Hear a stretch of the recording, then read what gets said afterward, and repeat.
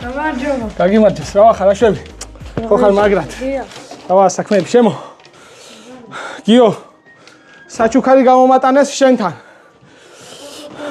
შენთან გამომატანეს PlayStation 5. PlayStation 5. PlayStation 5.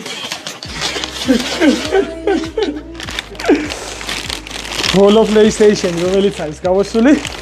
მიუტანეო ხო გიყვარს თამაშები? აგერ გამომატანეს. აგერ არის კალათბურთის დისკი, ეს როგორც მინიმუმ ეგი გენდომებოდა ვიცი და სხვა დისკები თუ რამე გენდომება მე და ერთად ვიყიდოთ.